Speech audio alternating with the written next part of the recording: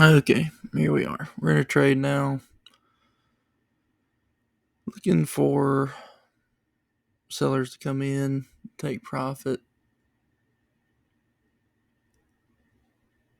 Everybody that's been long all morning, maybe taking profit here.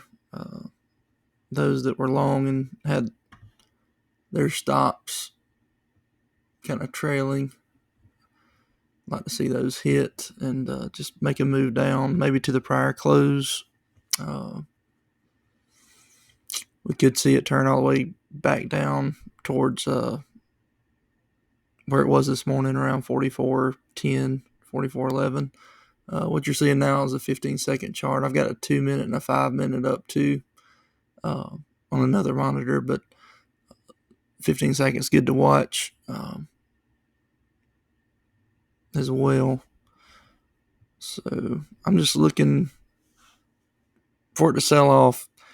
If it starts showing some strength, I want to get out of one of the contracts and see if the other one can keep going. I'm watching NASDAQ too on a 2-minute. It's at a kind of a whole number, 550, which it just broke. So let's see what it'll do.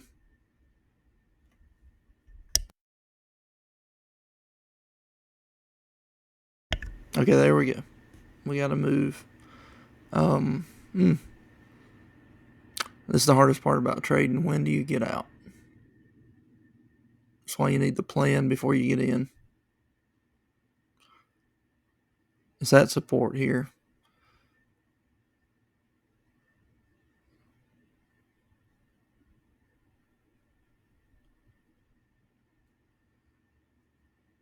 Okay, I'm going to take one off. It's lunchtime. It can get choppy. I'm going to move this stop just above this candle here. You can see it on a 2-minute. I'm going to show you what a 2-minute looks like on this chart. So the main chart I trade off of is a 2-minute. I'll use a 15, a daily, and a 5 just to kind of see what things are looking like in a larger time frame, which is very important.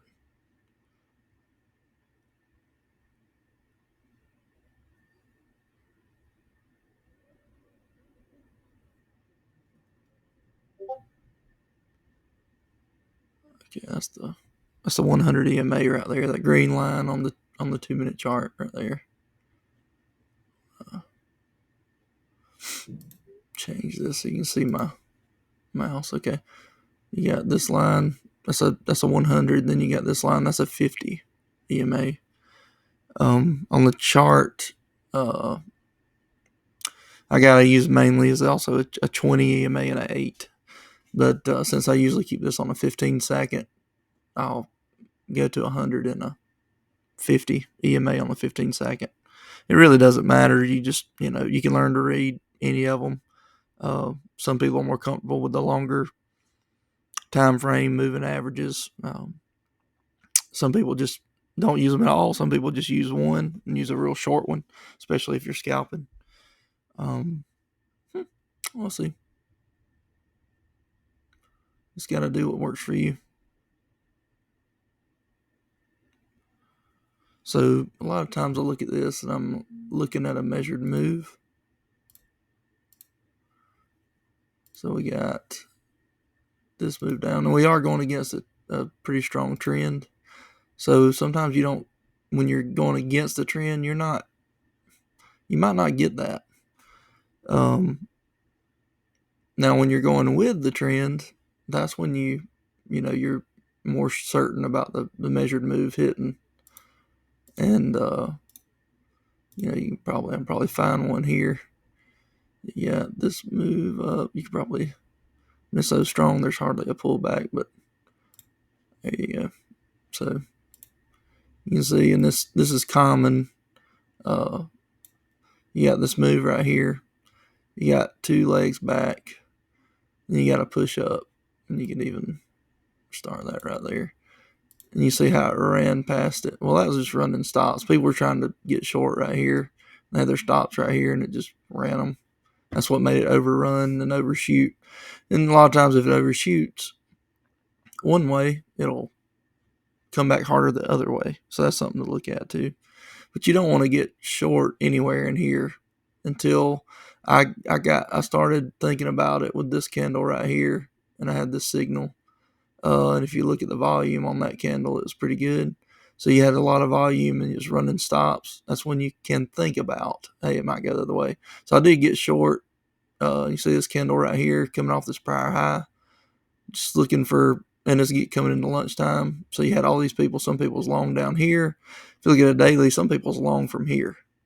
Okay, and they're seeing, okay, we're making new highs. I'm, time to take profit.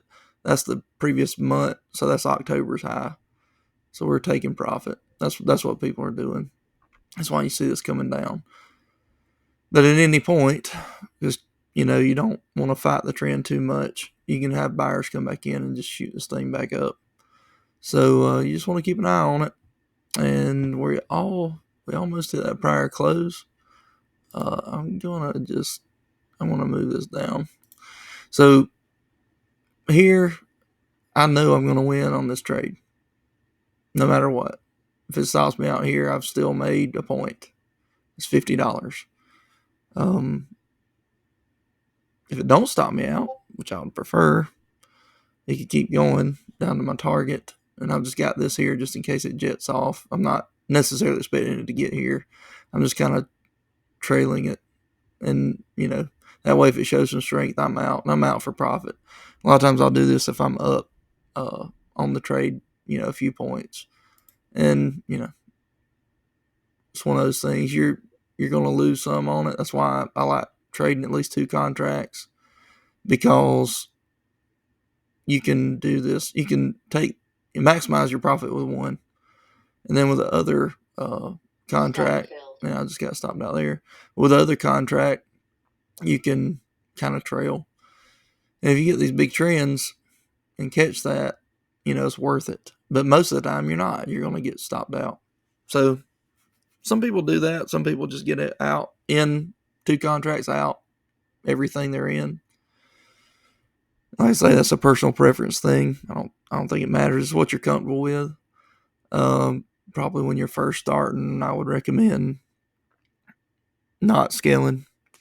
Just get in whatever contracts you're getting in, get out whatever contracts you have.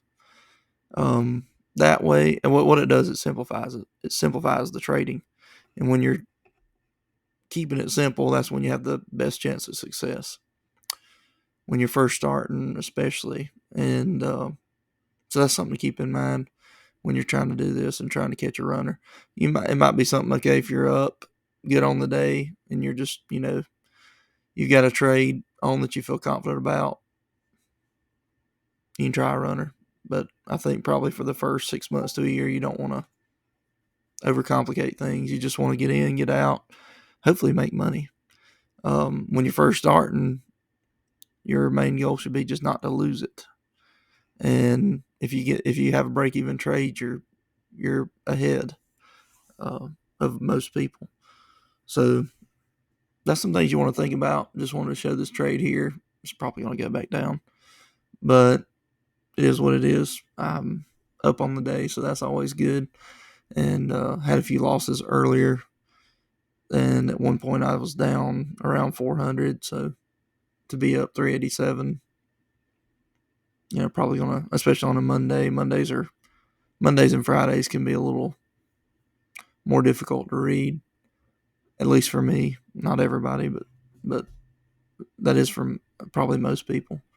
And lunchtime especially can be a hard time to trade. So just wanted to show you guys that. Hope you have a good one. See ya.